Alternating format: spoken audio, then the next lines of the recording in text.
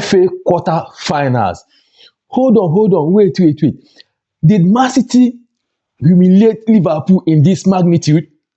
What's going on? And then, was there an upset in the game between Southampton and Arsenal? Oh my God. And then Chelsea hammered Vale 7-0 to qualify to semi-final. Please get locked with us because we are going to be dissecting all these games and explain reasons why some of these teams actually lost. We'll be focusing on two games, the game between Man City and Liverpool, and then the game between Southampton and Arsenal. Let's dive in. City did not just come to win that game. They came to make a bold statement that we are here, and then they sent signal to other rivals. That's exactly what happened. Because you look at beyond the scoreline of 4-0 against Liverpool, they show Liverpool what they are made of. Because they outclass Liverpool, they play with so much intensity, they play with so much pressure, they play with precision to getting their target, and they actually got their target. Recall that Pep was not actually on the touchline, he was at the stands. Just a phone call, he was able to direct affairs of the game. And then he sat on the head of Slot and then messed Liverpool up. This is exactly what happened in that game, and reasons why Liverpool lost that game woefully. First off, Man City, even though in the first 10-15 minutes, Liverpool tried to push back to show that we are Liverpool and all that, but it didn't work out. Man City allowed them, came in and understood what they were up to, and then Man City took over the whole game from start to finish. To be honest with you, this is what Man City did. Man City tried to ensure that Liverpool wingers were not effective, and that was it. Record that Liverpool relied so much on their wingers to be able to get the result in any game they play, and the Man City were able to cage them. Salah was absent completely, and then the most important and troubling part of this whole situation was that Liverpool, especially in the second half, their midfield collapsed completely, and then their defense also collapsed. Van Dijk and Konate could not manage Liverpool defense properly, and then Man City penetrated.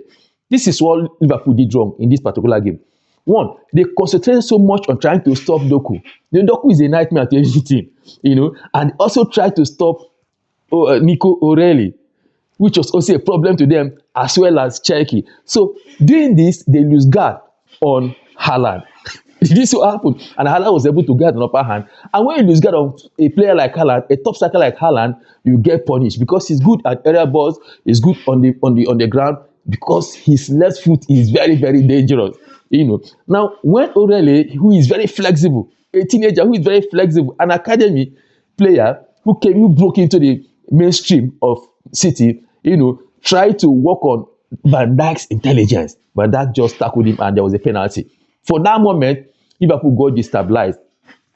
Haaland got an hat-trick in that particular game to show how far they were able to decimate Liverpool. And then Semenyo also gave a goal, and then it was just 4-0 against Liverpool. It was disturbing and troubling. That Liverpool has to go out of this competition in this manner. They miscalculated. Slot did not calculate very well. Why chase Doku, O'Reilly, and then Semenyo, including Cherki? And then you lose guard on Haaland. Haaland is not just an ordinary striker. Haaland is a prolific finisher. You give him that space, you get punished. That is what it is. Liverpool is out of the competition, and that problem for Slot. As I speak to you now, Liverpool fans are currently chanting, Slot has to be sacked now. Slot must go now. So Slot, I pity, because as far as this competition is concerned and this season is concerned, you are as good as out of Liverpool, to be honest. If they don't sack him, at the end of the season, he cannot continue with Liverpool. Take that my word to the bank. Now let's go to Arsenal. Southampton did not just come to this game to play Arsenal. They did not show Arsenal any respect. They didn't show that Arsenal is a top leader in EPL. They played Arsenal as if they were actually bigger than Arsenal. They were involved in every department in that game. Their defense was top-notch, their wingers were top-notch, the midfield was top-notch, their attack was very, very strong. Don't forget that these guys actually are not in EPL. They are not playing Premier League. They came in, they play like a common front, they play like a team. Their passes are precise.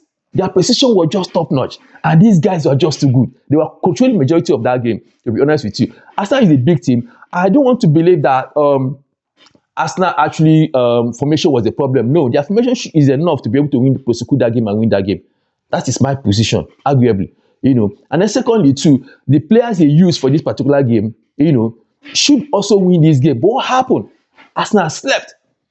But I have one particular reason why Arsenal lost this game. Just one reason why Arsenal lost this game. Because if you look at the formation, apart from Ben White, who didn't play well in that particular game, his play was very shambolic. Could not support the back line. If that person actually, should be able to have done something reasonable, to the point that Gabriel has to be subbed. That will tell you how bad it was at the backside. I've never seen Arsenal team in this shambolic form before, especially at defense. As far as this season is concerned, Arsenal's defense has never been in this shambolic form before. This is troubling and disturbing. You know why it's troubling? Because they still have a lot of tough games to play as far as other competitions are concerned. So it's a problem.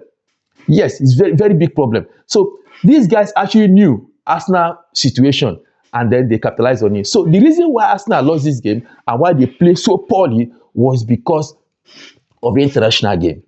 That's my view, arguably. I felt that the international game drained them, but there is a twist to that, this particular postulation. Because if you check most of Arsenal players in international games, they were forming injury, to let them leave the pitch so they cannot prepare for these games. And what happened? Arsenal came into this game and could not perform. This is disturbing. People have a lot of expectations on you, and the onus is on you to deliver because you are out of two major competitions. Now, remember when this particular season started, Arsenal is going to get 4 trophies. They will get the Champions League, they will get the EPL, they will get the FA Cup, they get the Carabao Cup. They are out of 2. Carabao Cup, they are out. FA Cup, they are out. Now, EPL and Champions League, all eyes on Arsenal. All eyes on Arsenal on what they are going to do for those 2 teams. What it is for Arsenal too. Arsenal is gone and they are gone forever as far as EPL, FA Cup is concerned. Now, let's look at what happened. In the comment section, let's hear from you. Do you think that Arsenal performance was a result of the international break? Arsenal was not only that went for international break. It wasn't them alone. Or do you think it was a transformation?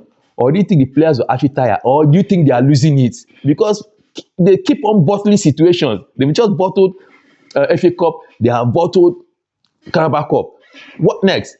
EPL and Champions League. So in the comment section, let us hear from you. Let us also hear from you what happened to Liverpool. Do you think Liverpool is actually getting a bigger problem, in front of them, in their hands? What do you think was actually Liverpool's issue? But for me, I think Liverpool need to reorganize that whole team. The wingers are completely off. The midfield collapsed. What was Watts doing? What could not make an impact yesterday? Was it because of international too? Let's hear from you in the comment section what you think about this situation. For Chelsea hammered Podvale. It was expected that they would do that. We understand why that happened. Chelsea transferring aggression? Who actually annoyed Chelsea that they had to play Podvale 7-0 to qualify to semi-finals. So it's a troubling situation. For Chelsea, understandably, they are not happy because of the current situation. Let's hope that all of them will meet semi-finals. Let's see what happens. The remaining games will happen, I think, today. And we'll also come and tell you exactly what that situation, will impact on the ones that have already qualified. So thanks for seeing our video. See you in the next one. Bye.